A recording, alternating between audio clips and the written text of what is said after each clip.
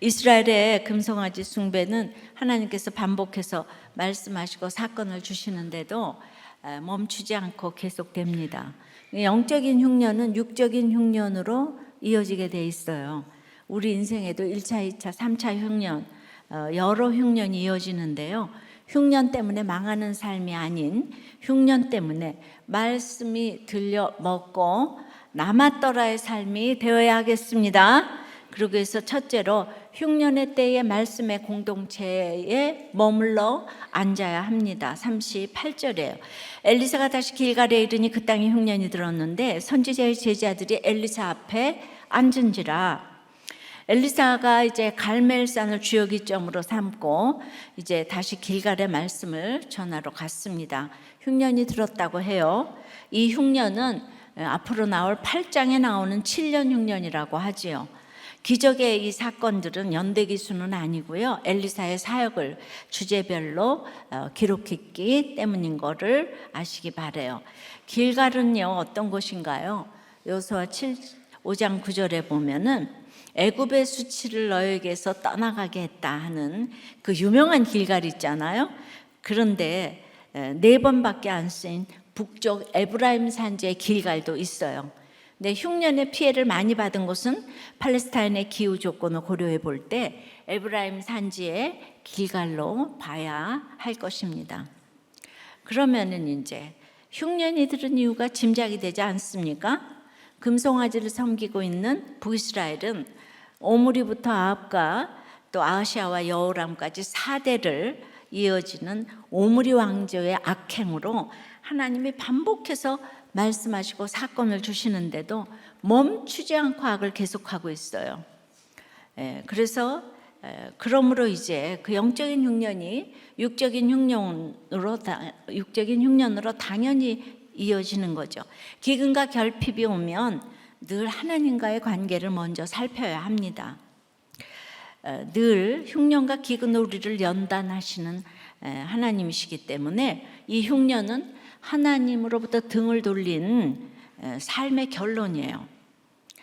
그러니 엘리야 때도 가뭄을 허락하셨는데 이제 엘리사 때도 가뭄에 이어 기근으로 이어지는 흉년이 또 온 것입니다. 우리는 흉년의 악순환을 북한에서 보고 있어요. 어떤 흉년을 주셔도 회개하지 않고 또 다른 흉년을 불러오고 있습니다. 미국 노스캐롤라이나 출신 선교사 제이콥 러버트 무스가 쓴 1900 조선에 살다는 최근에 2008년에 이게 출간이 됐기 때문에 한 14, 15년밖에 안 됐어요. 그러니까 우리가 모르는 사실들이 굉장히 많이 있는데요. 그는 이제 1899년부터 1924년까지 20년 이상 양주와 춘천에서 교회 개척을 하고 선교 활동을 하고 학교 설립 등으로 그 당시 기독교 신자가 한 10,000명 가까이 되는데 큰 역할을 했다고 해요.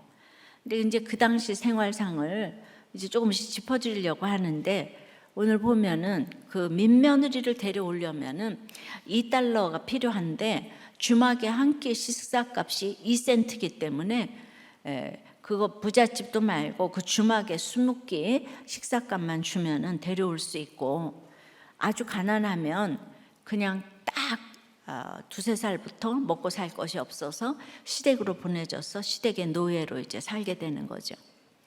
그러니까 이제 너무 고된 학대로 희망이 하나도 안 보이니까 이제 우물에 빠져 죽어도 그냥 가만히 둘둘 말아서 산에 갖다 버리면 지체 없이 또 다른 며느리가 다른 여자가 들어오는 것이 하나도 이상하지 않은 나라가 우리 조선이라는 것이에요. 이건 보고 쓴 거예요. 이 무스 선교사가. 그러니까 너무 가난하니까 밥 한 끼로 노예로 보내고 가정이란 단어 자체가 1950년 정도까지 없었다고 해요. 이승만 대통령이 영안사전 만들려고 할 때 보니까.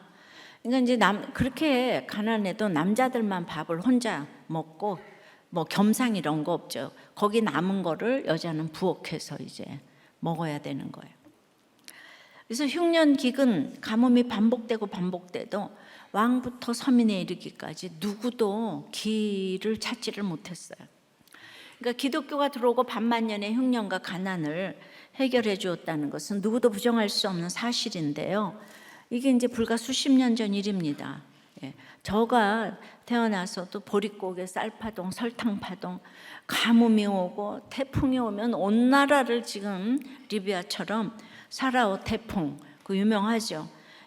그 겪었던 나라가 날마다 천재지우, 재해가 그냥 없을 데가 없어요.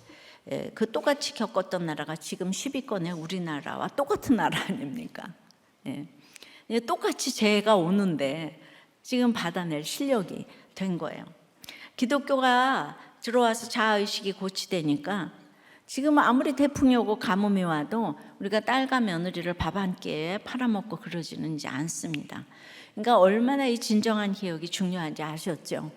그러니까 리비아 홍수도 지금 이제 나라가 두 편으로 갈라 싸워서 이 나라 분열이 초래한 예고된 인재였다는 것이죠. 최대 산유국이지만 자원이 많다고 잘 사는 것도 아니에요. 그 재해 안전 경보 등 이거 하나도 작동되지 않았다는 거예요. 늘 상대방 탓만 하고. 그러니까 우리 집에 각각도 마찬가지입니다. 여러분, 말씀이 들어가면 가난할 수가 없어요. 그 당시 북이스라엘에 선지자의 제자들이 지금 엘리사 앞에 딱 앉았다고 하잖아요. 너무 기특해 보이지 않습니까?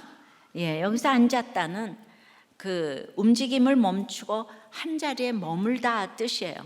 움직임을 멈추는 것도 또 한 자리에 머물러 있는 것도 다 목적이 있는 행위잖아요. 제자들은 흉년의 문제에 대처하기 위해서 여기저기 분주하게 다니는 일을 멈추고 엘리사 앞으로 나왔어요. 그 가르침을 듣기 위해 그 앞에 자리를 잡고 앉았어요. 선지생도 공동체는 날마다 하나님의 말씀을 묵상하며 적용하는 훈련을 하는 학교잖아요. 흉년이라는 죽고 사는 문제 앞에서 사실 이런 공동체가 무슨 힘이 있어 보이겠어요? 당장 쌀한토를 만들 수 있는 게 필요한 상황인데 말입니다. 그러니까 흉년 앞에서 지금 떠나지 않고 남아있기가 더 어려운 공동체예요. 근데 하지만 43절에 보니까 그냥 흉년 때에 공동체를 떠나지 않고 있는 제자들이 그래도 100명이나 있네요. 지금 있잖아요. 그 금송아지 섬기는 베델과 단에 가면 밥 주죠. 녹봉도 다 주죠. 안 갔어요. 저마다 사연이 있고 이유가 달랐겠지만 결과적으로 그 제자들은 하나님의 말씀이 있는 엘리사 앞에 머물러 앉았습니다. 말씀의 공동체 안에 거했습니다. 물론 문제가 생기면 해결책을 찾아야죠. 그런데 그 해결책 중 하나가 가정을 떠나고 교회를 떠나는 게 되어서는 안 됩니다. 가정과 교회는 하나님이 말씀으로 세우신 공동체이기 때문이에요. 창세기 2장 24절에 남자가 부모를 떠나 그의 아내와 합하여 한 몸을 이룰지로다는 말씀으로 가정을 세우셨어요. 마태복음 16장 18절에는 주님이 베드로의 신앙 고백을 들으시고 너는 베드로라 내가 이 반석 위에 내 교회를 세우리니, 이 말씀으로 교회를 세우셨어요. 그러니까 가정과 교회는 그 모습이 때로는 연약하고 부족해도 하나님의 말씀으로 세우셨기 때문에 말씀의 공동체, 거룩한 공동체인 거예요. 따라서 가정과 교회는 문제가 생겼다고 떠나야 할 곳이 아닙니다. 문제가 생길수록 더욱 굳게 머물러야 하는 공동체예요. 부도 났다고 외도했다고 아프다고 그렇게 해서 떠나야 되는 공동체가 아니에요.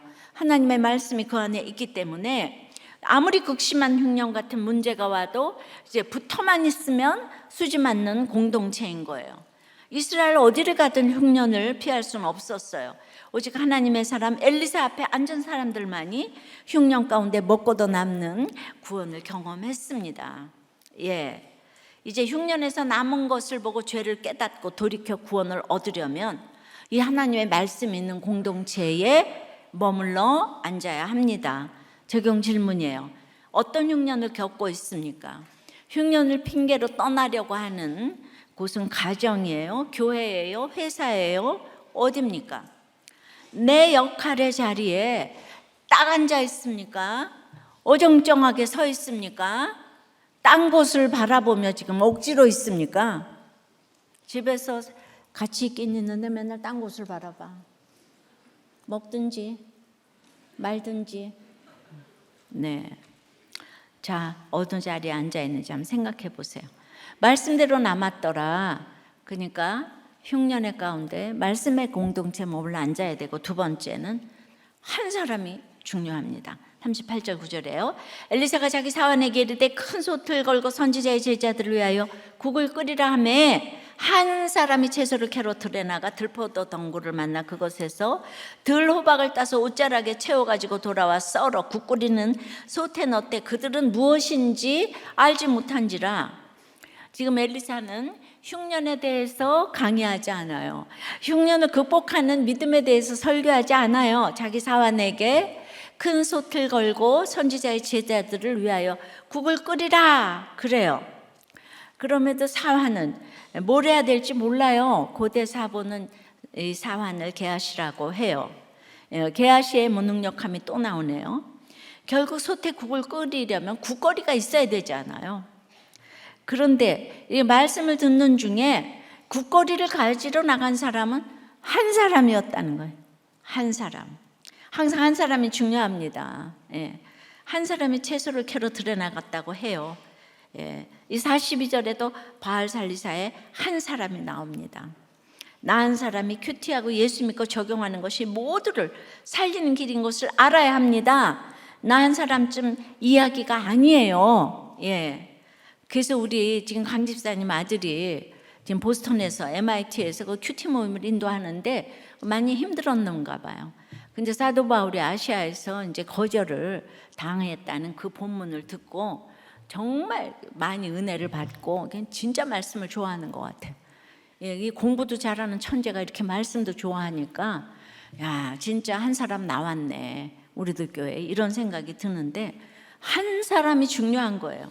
그런데 흉년이든 밭에 무슨 변변한 처소가 있었겠습니까?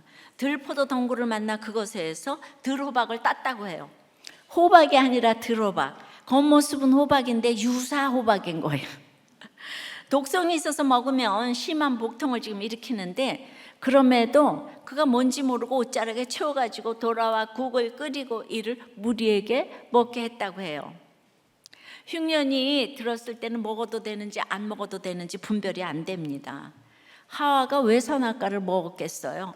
너무나 먹음직도 하고 보암직도 하니 이렇게 유혹이란 이런 거죠. 들호박처럼 교묘하기 때문에 그 유사호박에 너나 없이 속아 넘어가는 것이에요.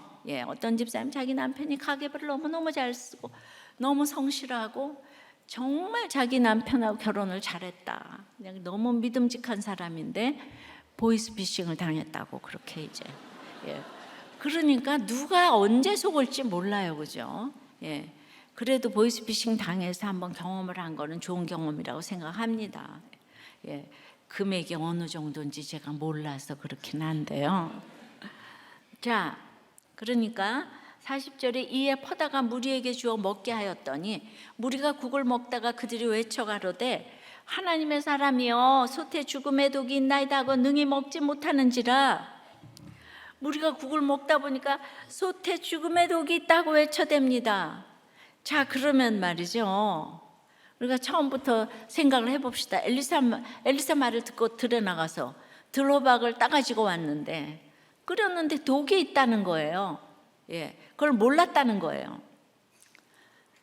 자, 우리는 이렇게 항상 싱크를 해봐야 되잖아요. 평소에 먹을 것이라고 생각도 안 한 것을 배가 고프니까 가지고 왔잖아요. 가지고 오긴 했는데 와서 보니까 독을 같이 가지고 온 거예요. 자, 우리는 종류별로 흉년을 맞이할 수 있어요. 그러니까 이런 걸 보고 내 생활에 어떻게 적용할 것인가를 생각해 볼 때 너무 취직이 힘드니까 평소 같으면 쳐다보지도 않을 회사에 내가 가줬다 이거야.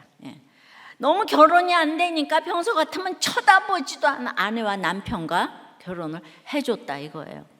내 수준에 전혀 안 맞는 것 같은 배우자, 회사, 학교를 낮추어 택했는데 맙소사 거기에 죽음의 독이 같이 온 거예요. 이래야지 내 생활하고 딱 맞아 떨어지죠. 강 집사는 이런 게 해석이 안 되나 봐. 왜냐하면 독이 없잖아요, 저분에게는. 아무도 힘들게 하는 사람이 없어. 날마다 복통과 흉통과 살 수 없는 아픔이 밀려와요. 실제적으로 폭력을 행하고 나가서 외도를 하니까 내가 저를 봐줘서 결혼했는데 외도를 한다고? 죽음의 독이 스멀스멀 올라오는 거예요. 조선의 여인들 중에 너무 예쁘고 총명하고 괜찮은 여인들이 얼마나 많아요. 근데 시댁으로 팔려가서 버려져서 보쌈으로 사내들에게 잡혀가고 또 잡혀가고 이럴 때 죽음의 독이 올라오지 않겠습니까? 그래서 이제 우물에 빠져 죽었다고 늘 그 전래동화에 나오고 있죠. 이렇게 내가 모르고 그것을 가져올 수도 있지만은 교회 다니면서 인도받으면서 큐티하면서 결혼을 했는데도 딱 먹어보니까 죽음의 독이 있는 경우도 많아요. 신결혼이라고 했는데 독이 너무 많아 마음과 몸이 아파 고통이 너무 커서 지금 살 수가 없어요. 객관적으로 보면 살 수 없는 부부가 많아요.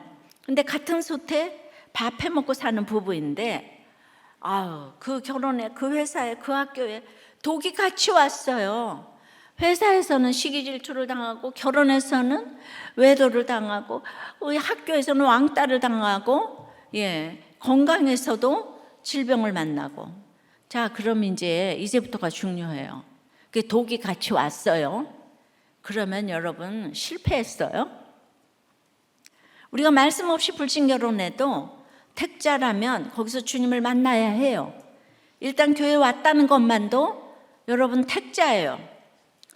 그러나 우리가 말씀 듣고 적용한 일 중에도 실패한 일이 얼마나 많은지 몰라요. 우리의 믿음의 분량이 작아서 실패하기도 하고요. 그러나 우리 해독 공동체의 권면으로 같이 머리를 맞대고 인도받았다면 주님은 반드시 책임지십니다. 그러니까 이 배우자 탓하지 말고 나간 사람이 너무 중요한 거예요. 지난주에 엘리사의 지팡이를 나눠보라고 했는데 어떤 목자님이 모태신앙 직분을 다 넘어서서 피해자 지팡이를 휘두르고 있다는 목자님이 계셨어요. 그렇죠. 이 피해의식 있는 사람 제일 무섭잖아요. 근데 그걸 본인이 아신다는 거, 이게 참 괜찮은 것 같아요. 초호님은 그러므로 아내한테 아내도 알 텐데 이런 지팡이를 내려놓으시라고 처방하셨어요. 모르겠죠.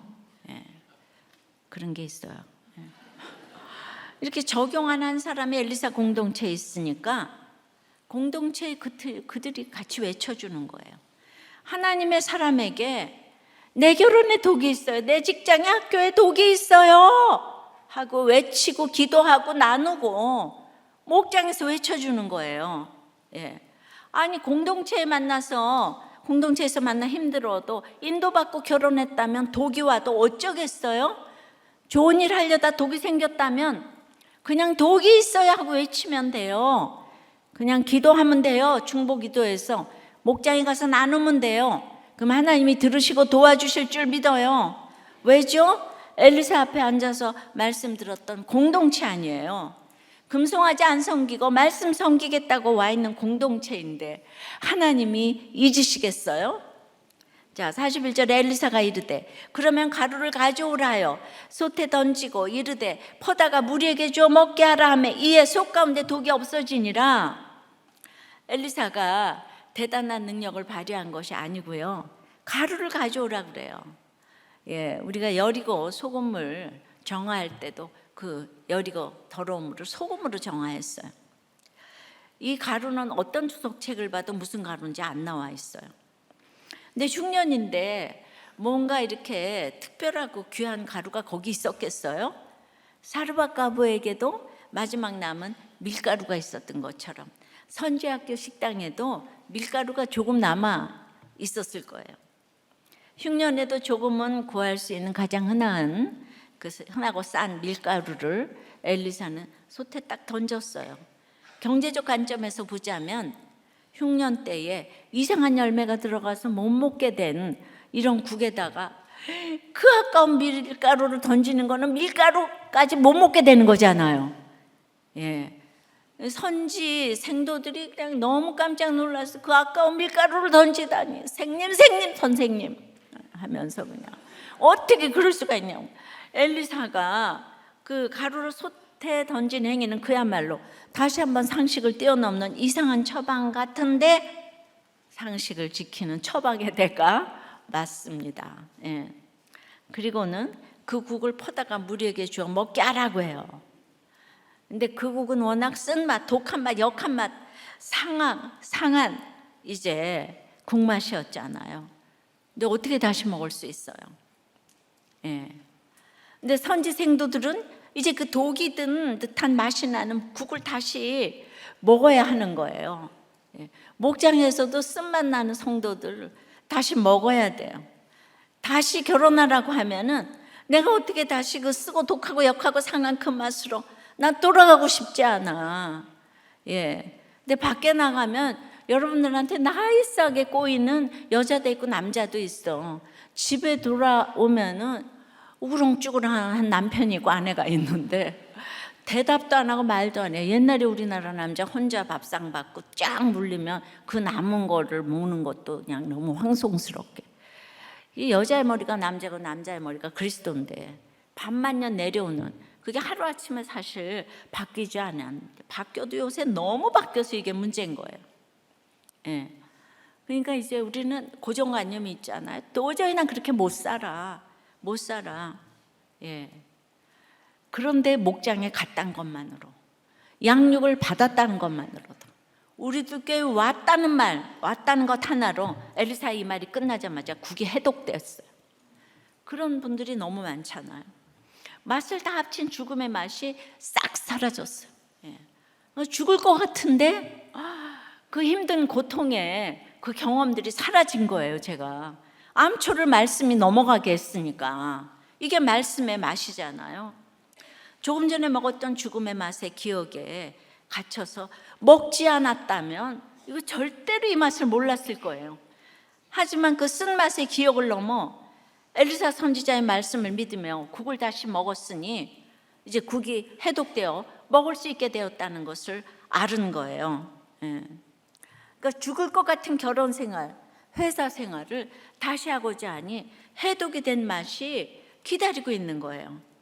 특별한 게 없는, 밀가루가 국을 해독한 게 아니고 그 가루를 통해 하나님의 놀라운 권능이 역사한 것이죠. 무엇이겠습니까? 이 가루가 복음의 가루죠. 예. 그런데 날마다 큐티는 이게 엄청난 복음의 가루가 되어서 우리를 해독합니다. 예. 오직 복음만이, 말씀만이 삶의 중독을 해결할 수 있어요. 말이 안 되는 술 중독, 도박 중독, 게임 중독, 쇼핑 중독, 들호박처럼 독을 품은 온갖 중독들도 복음 가루 하나면 딱 해결이 되는 거예요. 내 인생에 독이 사라지는 거예요. 독이 사라지면요, 얼굴에요, 예수를 잘 믿는 사람은 독이 있을 수가 없어요. 근데 아무리 잘나도 예수 안 믿으면은 얼굴만 봐도 무섭죠. 눈만 봐도 우리는 딴 데로 쳐다보고 싶어요. 예, 독이 있어요, 독. 예.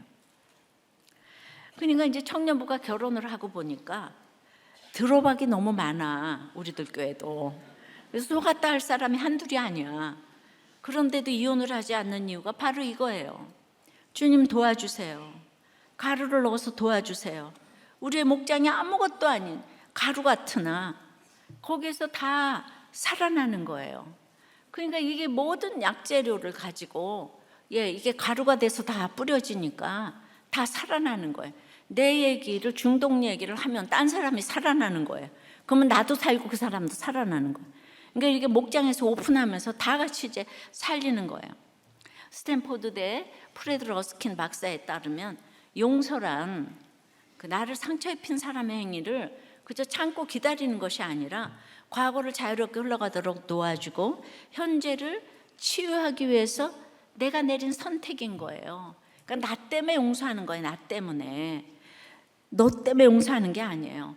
우리가 관계를 할 때 어디까지 용서를 해야 되는가가 늘 주제가인 거예요. 이제 이 사람은 전혀 안 되겠다, 이제 끊고 보내야 할 때가 아닌가.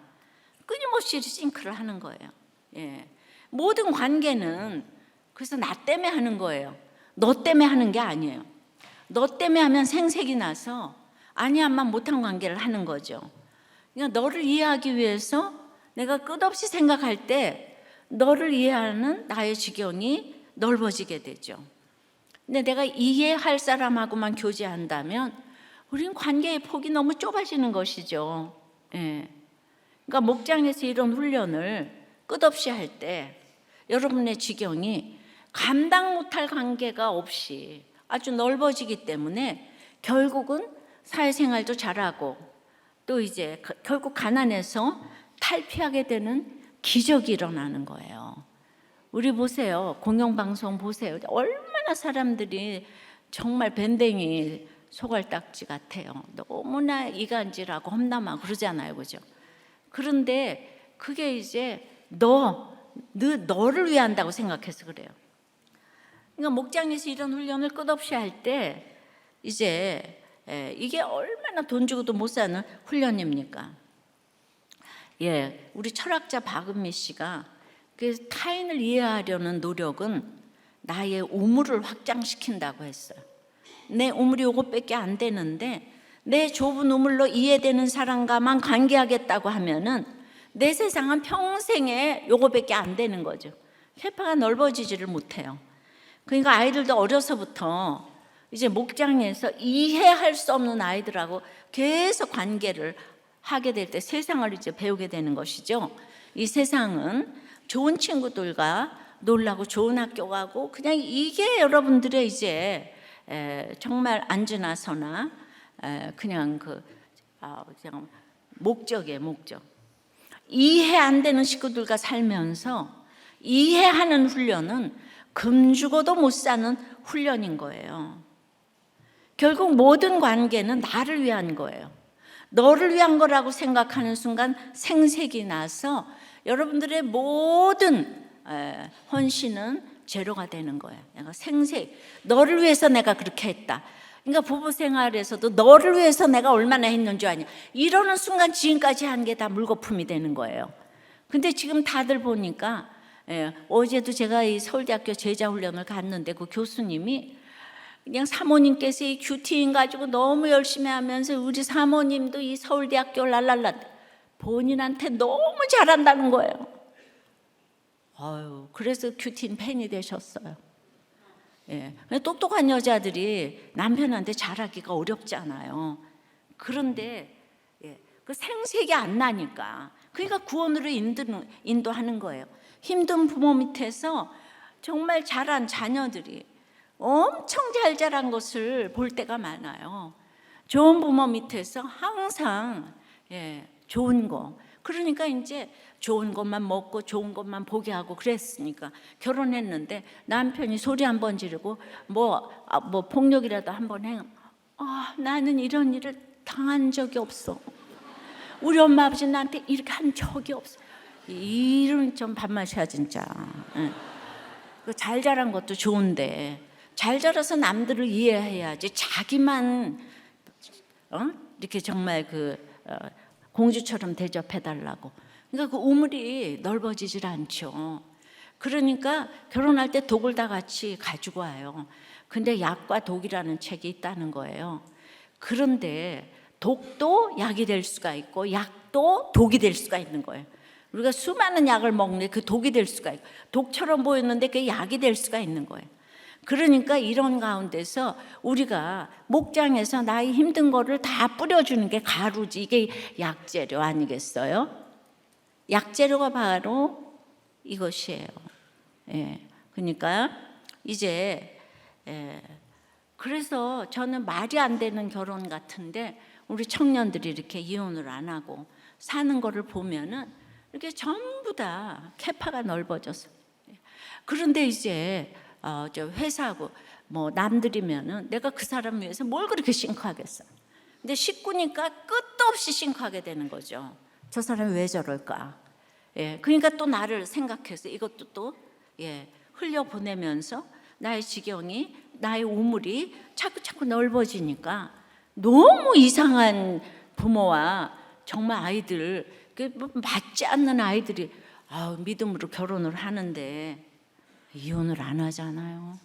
이 열매로 제가 얘기할 수 있어요. 제가 어저께 가서 아주 부르짖고 외쳤네요. 서울대학가 뭐 하냐고. 믿음 없으면 제일 영치가 서울대생이다 이러면서 이제. 네, 그래서 또 우리들 교회에서 자란 그냥 큐티 열심히 해가지고 유아부 봉사하고 청년부 목자하고 그냥 이루고 가서 거기 가서 지금 보스턴에 가서 그게 바쁜데 목요일마다 지금 큐티 모임을 한다고 그러고 이런 청년이 어디 있겠어요? 아빠가 속을 좀 세게 줘가지고 지금 그렇게 된 것 같으네. 예, 정말 참 너무 진짜 이렇게. 그러니까 저는 이제 그렇게 꼭 있잖아요. 여러분들이 환경이 좋은 것만 제일이다 이렇게 생각하는 고정관념에서 벗어나시기를 바라요. 적용 질문이에요.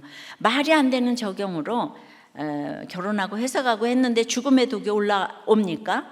죽음 같은 고난에서 말씀 듣고 채석해러 나가는 한 사람이에요. 말씀의 해독가루를 없애야 할 내 안의 독은 무엇입니까? 이해하기 어려웠지만 말씀하신 대로 독이 없어진 구원을 경험한 일이 있습니까? 우리의 모든 관계는 나를 위한 것임이 이해되십니까? 나를 위해서 그 힘든 남편을 붙여줬어. 아내를 붙여줬어. 모든 회사 붙여줬어. 생각해보라고. 생각해보라.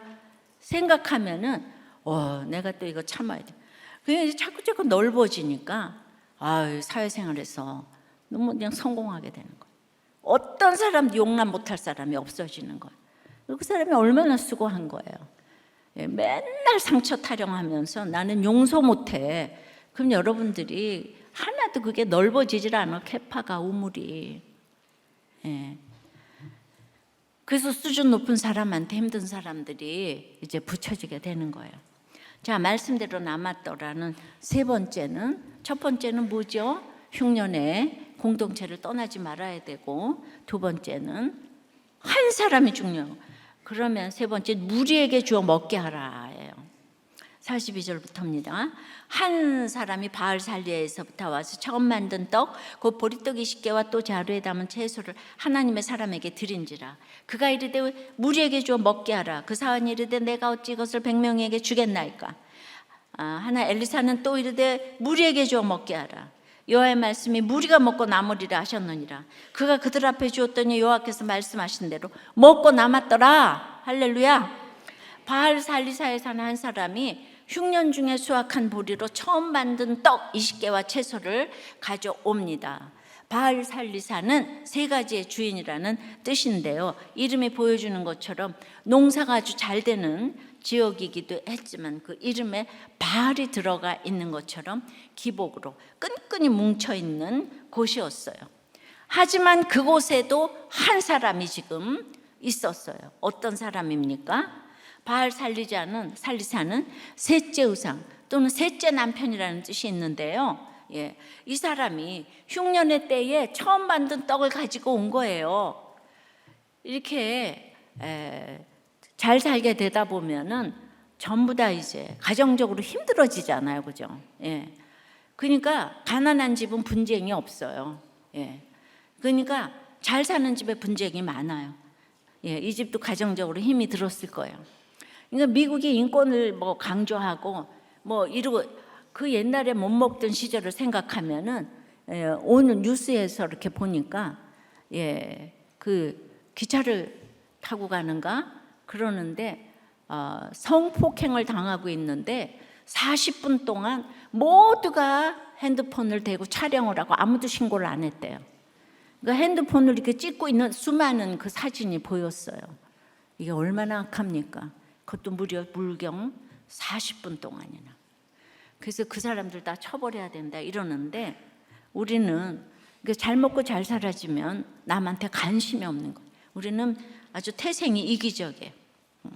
그런데 이 사람은 셋째 남편쯤 돼서 가정적으로 힘이 들었을까? 어쨌든 하나님의 사람을 찾아오는 한 사람이 되었어요. 본래 율법에 의하면 모든 곡식의 첫 소산은 여호와께 바치도록 되어 있었는데 불의하고 악한 북이스라엘 가운데도 이렇게 하나님의 율법을 지킴으로 그냥 그 하나님의 백성의 정체성을 지키려고 노력하는 사람이 바알 살리사에도 한 사람이, 길갈에도 한 사람이 있었는데 바알 살리사에도 한 사람이 남아 있었던 거예요. 우리 중에 한 사람이 드리는 경건한 예배가 전체를 살릴 수가 있는 거예요. 근데 이제 오늘 뭐라 그러냐 하면은 보리떡 20개와 채소 한 바구니를 무리에게 주어 먹게 하라. 무리에게 주어 먹게 하라. 무려 이제 4번이나 이렇게 나오는데, 그런데 이제 그 42절에 이 말을 들은 사환이 내가 어찌 그것을 100명에게 주겠나이까. 빌립도 그랬었잖아요, 예수님 때. 아니 어떻게 20개 가지고 100명을 줄 수가 있어요. 근데 엘리사는 지금 주문을 외우듯이 무리에게 주어 먹게 하라. 무리에게 주어 먹게 하라. 엘리사는 끊임없이 무리에게 줄 것인가 생각하는데 믿음 없는 사환은 내가 어찌 이것만 부르짖어요. 과거 우리나라에서 고참병이 하급자에게 1,000원을 주고 콜라 1병, 과자 3병, 빵 2개를 사고 500원을 남겨와라. 이제 그러면은 그걸 집에 와가지고 부모에게 돈을 이제 뜯어간 거예요. 그러니까 그때는 이제 그게 통하던 시대인 거예요. 엘리사의 사안으로서는 엘리사의 지시가 과거 우리나라 군대의 고참병 지시처럼 말이 안 되는 거다. 그러니까 이 게하시는 옳고 그름의 화신인 것 같아요. 늘 이래서 안 되고 저래서 안 되고. 그래서 어찌미니까라는 그의 반문에는 그런 생각이 잘 반영이 돼 있어요. 그런데도 하나님은 왜 엘리사에게 이런 사환을 붙이셨을까요? 우리가 다 그렇지 않습니까? 예수 믿고 주님을 따른다고 하면서도 하여튼 십자가 지라고 하면 입이 나오고 힘들다고 불평합니다. 그래서 그 사환의 모습을 통해서 내 모습을 보라는 거예요. 사환 욕하지 말고 내 모습을 보라고. 그래서 이제 흉년에 먹고 남으려면은 무리에게 주어 먹게 하라고 지금 4번이나 나오잖아요. 엘리사가 이렇게 이상한 처방을 내릴 수 있는 힘은 어디에 있습니까? 여호와의 말씀에 있죠. 하나님이 엘리사에게 말씀하셨어요. 그들이 먹고 남으리라. 100명 되는 선지 생도들이 다 먹고도 남을 것이다. 우리 인생의 그 어떤 흉년도 하나님의 사람을 돌보려는 이름 없는 한 사람의 그 애정과 사랑을 막지는 못합니다. 오늘의 주인공은 길갈과 바알 살리사의 한 사람이에요. 또한 그가 드린 드로박과 작은 떡 20개로 무리를 넘치게 먹이시는 하나님의 능력을 막지는 못해요. 흉년과 기근으로 우리를 연단하시는 하나님이지만 이런 흉년을 통해서 더 큰 사랑과 능력을 더해 주시는 하나님을 만나라고 이 사건이 온 것이에요. 그래서 우리의 우물이 커지라고.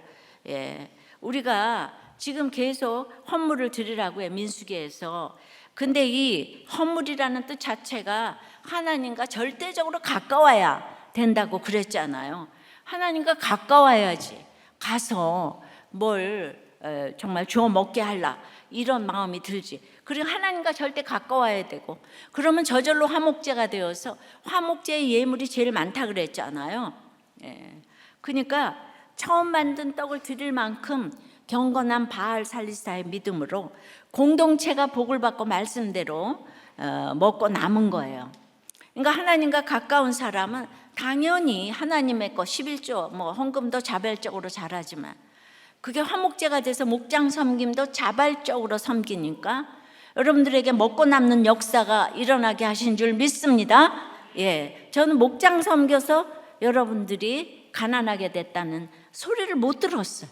말씀대로 순종을 하니까. 오늘 먹고 남았더라, 무리에게 주어 먹게 하라 4번이나 나왔다고 그랬잖아. 그러면은 말씀하신 대로 먹고 남았더라의 인생이 된다는 거예요. 우리들 교회 열매로 지금은 자신 있게 말씀을 드릴 수가 있어요. 우리는 기본적으로 이기적이에요.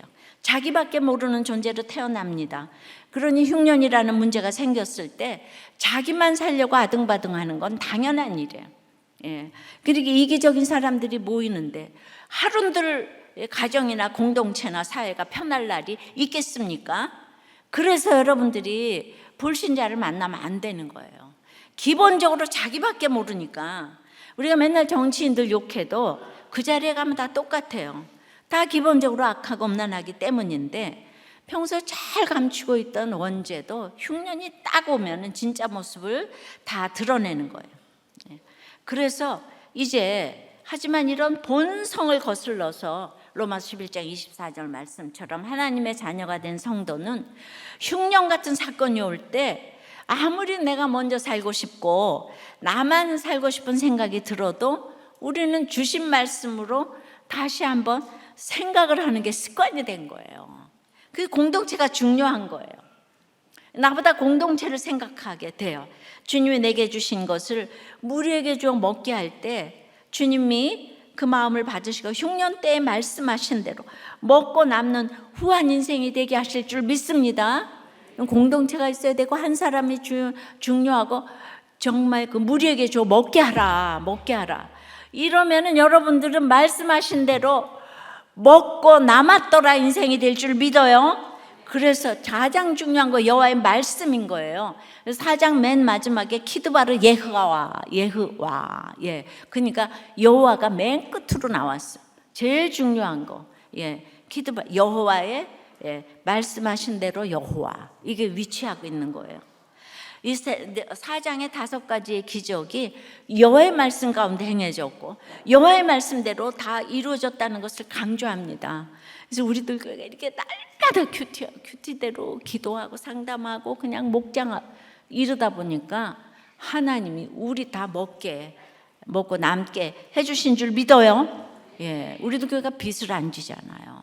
예, 그러니까 교회 전체적으로는 부해졌어요. 여러분들 각자는 건강해지기 시작을 했고 그리고 여러분들 자체가 빚을 안 지기 시작을 했기 때문에 이게 다 같이 이렇게 먹고 남았더라 인생이 될 줄 믿어요. 안 되는 건 여러분들이 아직 말씀이 안 들리기 때문이에요. 예, 적용 질문이에요. 여러분은 예배가 회복된 한 사람입니까? 내가 어찌 이것을 이라며 지체들과 나누지 못하고 있는 것은 뭐예요? 시간이에요, 물질이에요, 뭐예요, 다 많잖아요. 정말 내가 어떻게 이것을 할 수가 있어? 예, 목장이에요. 난 목장 못 섬겨. 예, 날마다 그러십니까? 자, 여러분의 집과 목장은 회독 공동체입니까? 갈등 공동체입니까?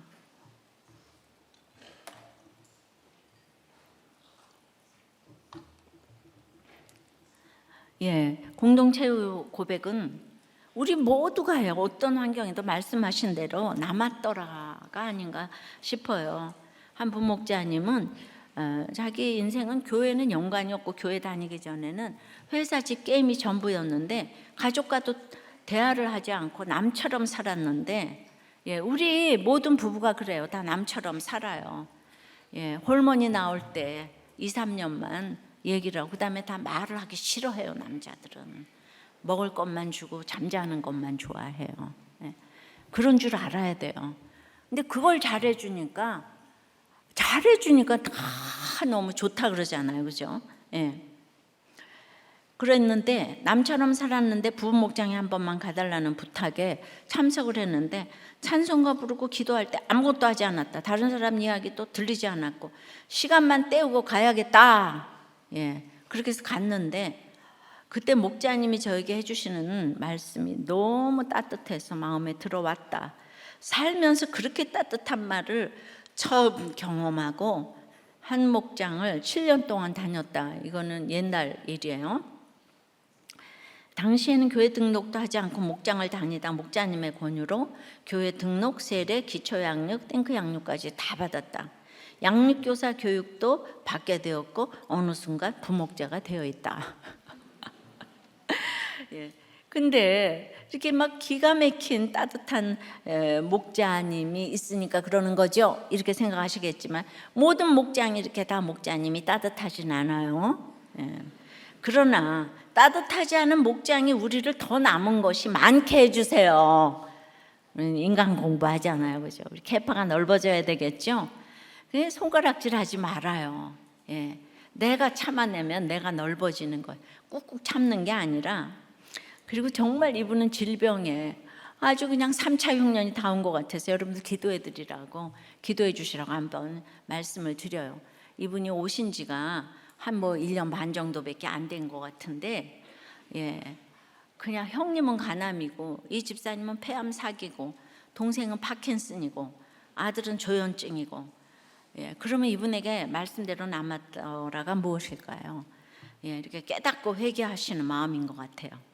그래서 엘리사의 포용성을 가지고 싶은 마음이 있고, 하지만 여전히 기복이 심한 내 자신을 바라보고 있고, 기도하고 있어도 기도 후에는 여전히 예전 집상을 보이고 있고, 가족들에게 혈기를 부리고 아들의 건강에 대한 기도가 이루어지지 않는 부분에 대한 실망을 보면서 내 자신에 대해 탄식하고 있고, 하나님의 영광을 체험하고 싶은데, 하나님의 살아계심을 느끼고 싶은데 아들의 건강에 대해 늘 기도하고 있지만 이루어지지 않고 있다. 수넴 여인의 아들이 살아나는 것처럼 우리 아들의 건강도 다시 회복되는 응답을 이제 바란다. 내가 예수도 아닌데 도대체 내가 언제 주님의 응답을 볼 수 있는 것인지 하는 절망을 느끼는데, 왜냐하면 부모님, 형님, 아들 병원에 댕기면서 스트레스를 받고 있는 것이 이분이 폐암 사기인데 지금 모두를 지금 간호하고 있는 거예요. 얼마나 압박감을 받겠습니까? 정말 내리사랑이라고 아들 때문에 본인보다 더 애통하세요. 근데 1년 반 동안 지금 다양한 양육 코스를 다 수료하시고 양육을 받으시면서 주변인들에게 많은 은혜를 끼치시고 있다는 얘기를 듣는 거예요. 그러니까 목장도 꼬박 참석하시고 폐암 사기라는데, 목보 리플에는 거기다 이제 꼬박 또 리플을 다시더라고요. 감사합니다.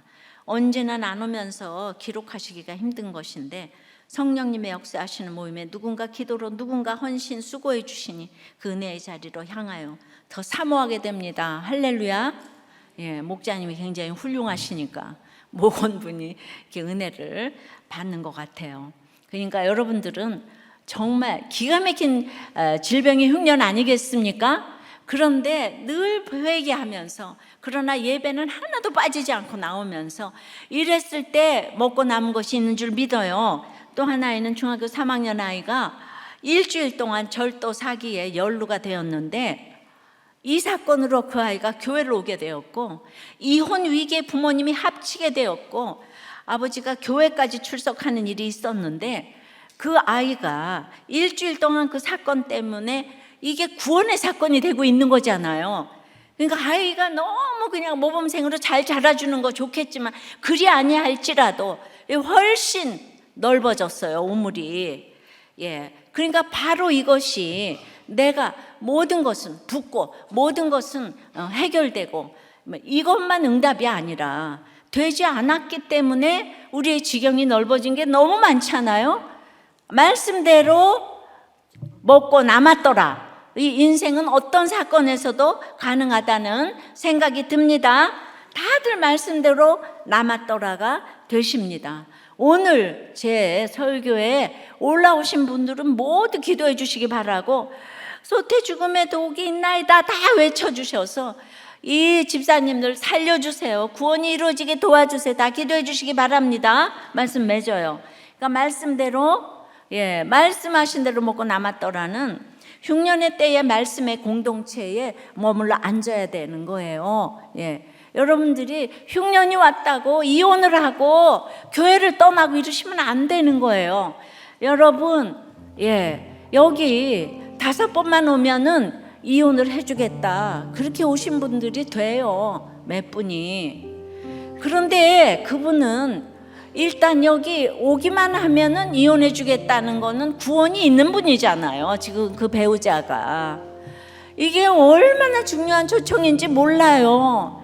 그래서 죽으라고 지금 이혼하시면 안 되고, 시간을 좀 더 가지시고 조금 더 문제가 있겠지만은 좀 용서라는 거는 과거를 흘려보내고, 이제 내가 그 남편과 아내와 훈련 받으면서 여러분들의 우물이 넓어지기를 기도하셔야지, 이혼이 답이 아니에요.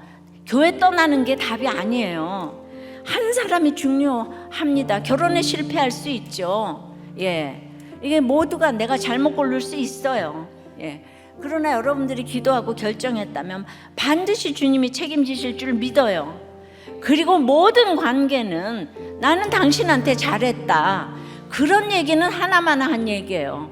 모든 관계는 나를 위한 거예요. 나를 위한 거. 예, 나를 위해서 잘했어요. 남편에게, 나를 위해서 아이들에게 잘했어요. 거기서 생색이 들어갈 자리가 어디 있어요? 이 생색 때문에 지금 이혼하고 떠나고 이런다 그러잖아요. 나를 위한 거예요. 나를 위한 거. 예, 그렇게 그냥 나만을 위해 주는 사람들하고, 관계 좋은 사람들하고만 관계하려고 그러면 평생 이만한 우물 가운데 요만한, 예, 정말 그 생수 페트병밖에 하나 안 되는 거예요. 그게 지경이 넓어지려면 지금 절대로 이혼하시면 안 돼요. 좀 시간을 조금 더 가져가서 좀 이제 들릴 수 있기를. 무리에게 주어 먹게 하라 그러잖아요. 내가 어찌 그 남편을 감당하고, 내가 어찌 그 아내를 감당하고, 내가 어찌 이 목장을 감당하고, 내가 어찌 이렇게 다 보이스피싱해서 다 망해먹었는데 내가 어찌 그 남편을 야, 내가 어찌 하지 말고 해독 공동체에서 살아나시기를 바래요. 해독 공동체 가면 모두가 가루를 뿌려주고 약재료를 뿌려줄 거니까, 예, 내 것도 가서 뿌리면은 딴 사람들이 살아난다니까요. 나의 중독도 가서 뿌려주면 딴 사람들이 살아나요.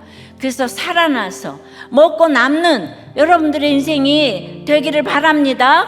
예, 말씀에, 예, 말씀하신 대로 찬양합니다.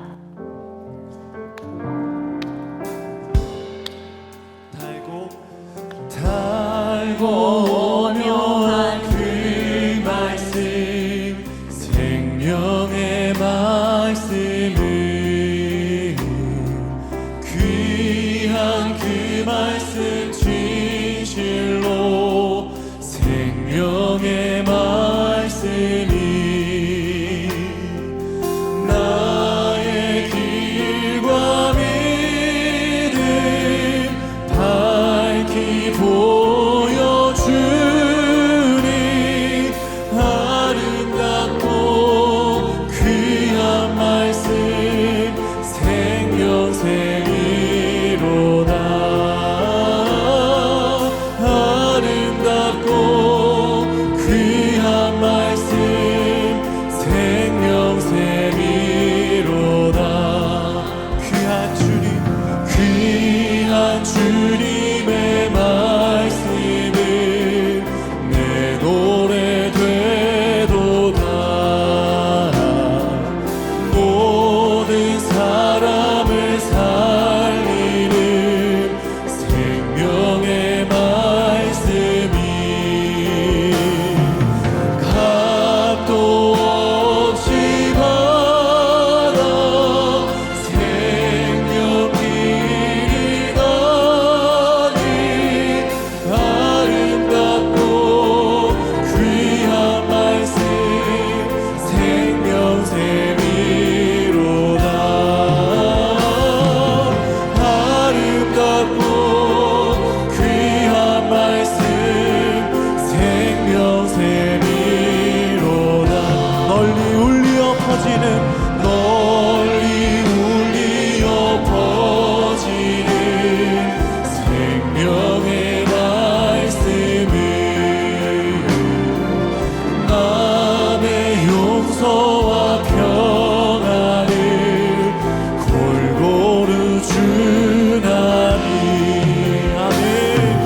당한 예수 말씀 듣고 복을 받네. 아름답고 귀한 말씀 생명샘이로다. 아름답고 귀한 말씀 생명샘이로다.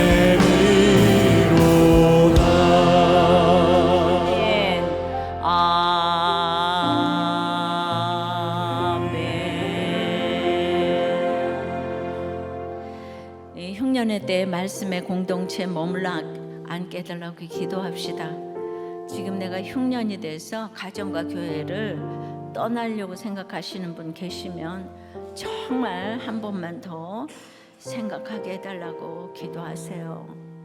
여러분들의 가정이 합쳐지는 것 때문에 제가 왜 이렇게 날마다 애통을 하겠습니까? 그것이 정말 수천 대의 축복이기 때문이에요. 이혼을 할 수 있죠, 내 감정대로. 그건 3, 4대의 저주라고 하잖아요. 수천 대의 축복을 위해서 떠나지 않게 해달라고, 잠시 좀 더 들어보게 해달라고.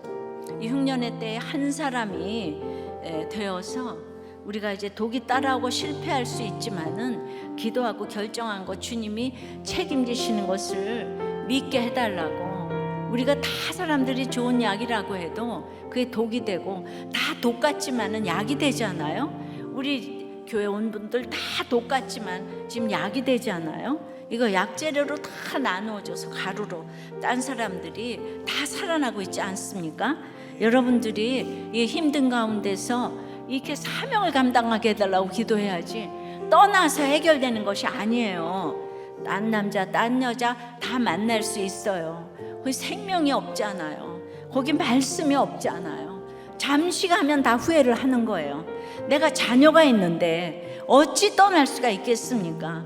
그러니까 내가 어찌 이걸 하지 말고 해독 공동체가 되어서 이제 이 무리에게 주어서 먹게 할 것들이, 우리가 목장에서 음식만 있는 게 아니고 우리의 약재료를 다 주어서 먹게 해달라고, 이렇게 기도하시고. 우리나라는 인구 절벽이 이제 올해쯤 가면 0.6으로 내려간다고 해요. 상상을 초월하는 나라에 너무 지금 이제 인구 절벽에 정말 그 절벽 가운데 섰어요. 우리가 올바른 가치관을 가지고 결혼을 하고 아이를 낳고 이혼을 하지 않고 이거 평범한 거 원칙을 지키는 모든 한국교회가 되며 우리가 되게 해달라고. 우리가 창조 질서를 위배하는 거 이거 문제지만 우리부터 창조 질서를 위배하지 않게 해달라고. 지금 이제 반려견이 1,500만 마리가 되어서 결혼을 안 하고 가임 여성들의 60%가 아이를 안 낳는다고 해요. 이제 나라가 없어요. 나라가 없어. 이것이 우리가 정말 흉년이라고 생각이 됩니다. 우리 이 흉년에서 우리 교회부터 정신 차리고 이것을 남들에게 전하게 해달라고 다 같이 주님 부르고 기도합니다. 주여,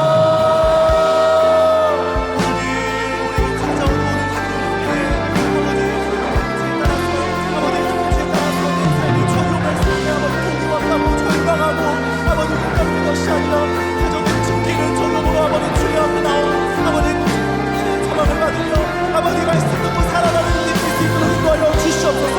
우리가 이 문화에 대해 아버지가 잘 행복하여 아버지 간증되고 구원의 선물을 하는 선물을 수 있도록 주여 인도하여 주시옵소서.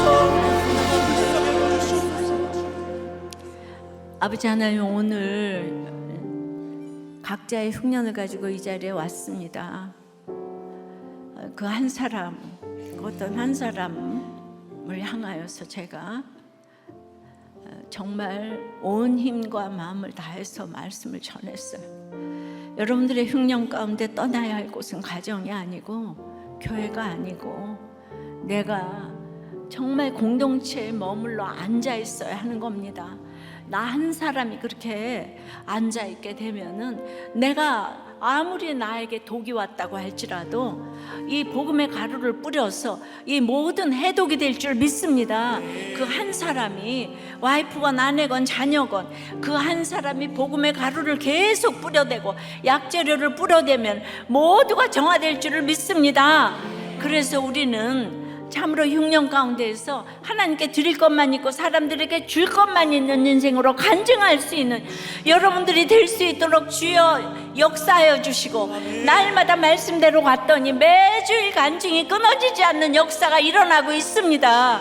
빈 그릇에 계속 기름이 담아지고 있는데 여러분들 그 기적의 주인공이 될 수 있도록 주여 역사하여 주시고, 아버지 하나님, 제가 아무리 얘기를 이렇게 말씀을 전한들 우리 성령님이 그 마음을 움직여 주셔야 되지 않겠습니까?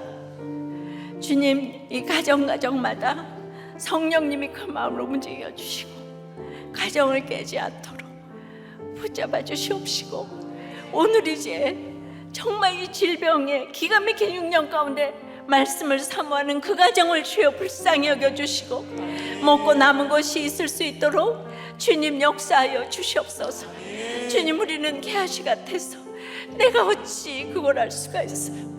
내가 어찌 내 두 번 다시 그 상한 맛의 국은 먹을 수가 없어요. 날마다 부르짖지만은 하나님께서 그 마음을 변화시켜 주시기를 원합니다.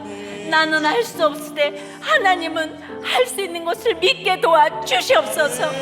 우리가 이렇게 말씀대로 원칙을 지키고자 하니 어떤 방법을 쓴 것도 없는데 우리들 교회 힘든 사람들이 오고 있어요. 바로 이거 아니겠습니까? 주여, 우리나라를 불쌍히 여겨 주시옵시고, 아버지 하나님, 우리가 결혼하고 아이 낳고 이혼하지 않고 이거 하나 지키는데 아버지 하나님, 이 일이 아버지 하나님 들불처럼 번져 나갈 수 있도록 역사하여 주시옵소서. 결혼의 목적이 행복이 아니고 거룩인 것을 알게 하여 주시옵소서. 이 나라를 불쌍히 여겨 주시고 오늘 그 한 사람의 위정자와 선량을 허락하여 주시옵소서.